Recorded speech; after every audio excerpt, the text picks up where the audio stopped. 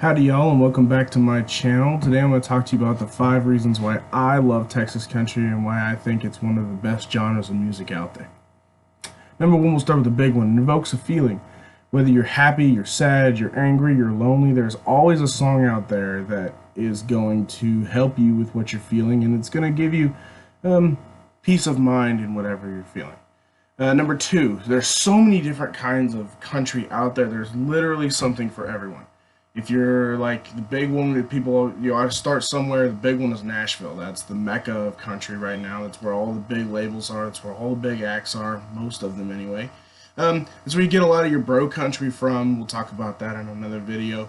And that's basically anything you're going to find on country radio, with the exception of a few different things, especially if you live down here in Texas. Florida. You get the Florida country, which is like your Florida Georgia line. It's your Upchurch. It's your, what they call mud hole bangers.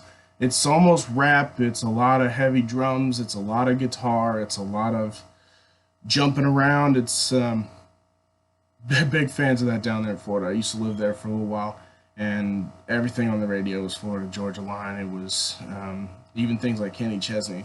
Anything there that he could play on a beach and drink light beer and look at girls. That's the kind of stuff you're gonna find. Texas country is personally my favorite. A lot of people call it red dirt country, and I'm surprised that a lot of people outside of Texas aren't really familiar with it, especially if they listen to a lot of Nashville country. A lot of people I've talked to have no idea who some people in Texas country are, and they're actually really big acts. Like Aaron Watson is probably one of the biggest acts out of Texas right now. And a lot of people don't even know who he is, which is crazy because he just released this new album. It's 20-something songs long, and it's just phenomenal country music. And you really need to know who that is, who he is, and what that music is like, because that is real country right there. You've got Josh Grider. I bet if you took a poll of 10 people or 100 people and you stood them all in a big group and said, hey, do you know who Josh Grider is? They'd be like, no, I don't know who that is. And you're like, well, you should probably listen to him because he's pretty damn good too. People like Turnpike Troubadours. I hope that the lead singer gets done with what he needs to do and comes back, because his music is really, really good as well. Flatline Cavalry. Probably my favorite all-time band is Flatline Cavalry. They're this group out of Lubbock, and they are just, Cleo Cordero is the lead singer, and he can write a song. He is a truly talented songwriter. Their music is very stripped down. It's not a lot to it. It's just they let the words and the music and those feelings, like we talked about in number one, they let those feelings carry the song, and you really hear that in there. Really enjoyable to listen to. Irish country, which is a new genre to me, actually, is a whole genre out of Ireland. Apparently, Ireland's real big into country. They have a lot of really good acts that I have been listening to, like Lee Williams. Very, very good country. It's a little bit of kind of a mix of that Nashville and Texas. They do some more things. They add an Irish flute to it, which gives it kind of a new sound, an interesting sound.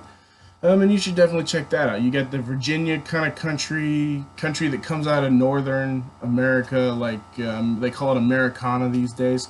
That country is more of that storytelling, right? So you get that storytelling, just a guy and his guitar weaving his song. Number three, unique instruments. So I always say that a country song must have at least one of these 4 instruments: a steel guitar, a fiddle, a harmonica, or a banjo.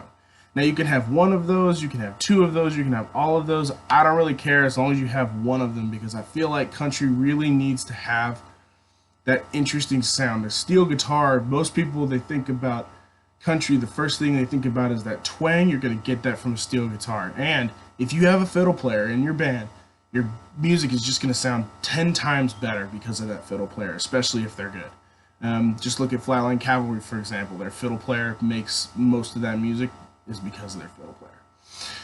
Number 4, it tells a story. So in a lot of music, especially like pop, people listen to pop because they want to drown out their lives and just have this ongoing beat. It's 4/4. It's got snap tracks on 1 and 3, and it's okay music. It's just not there. It's not there for your feelings. It's there to kind of drown out your feelings. Country, they bring that right on. You've got songs like "Summertime Love" by Flatline Cavalry, where every verse he's talking about this girl, and he's falling in love with this girl over the summer, and she keeps changing her. She changes her dress every verse, and she just changes and keeps going as the story moves along, and at the end they get married. It's a really cool song. Or you've got songs like Texas Lullaby from Aaron Watson, which tells the story about this guy and his wife, and he goes off to war, and she's got to fight her fears just like he's fighting his fears. And he says, look, if I die, please just take me back to Texas and bury me under the tree. And it's a beautiful song. It's a sad song, but it's a beautiful song. It tells this beautiful story about these two people and what it really means to serve your country, what it really means to die for something that you believe in. And number five, it's American.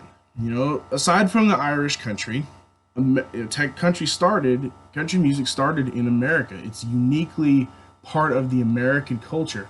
And if you don't believe me, you should definitely look at Earl Dibbles Jr., who is actually Granger Smith, but he uses alter ego Earl Dibbles Jr., and his songs, very American. He has one called America. Or even Toby Keith. When I was in high school, there was a song about that Toby Keith wrote, super American. So you should definitely check that out. It makes you feel American. When I'm driving in my truck and I got the windows down and I'm rolling through some back country roads, you got to throw on that American music. It'll make you feel like an American.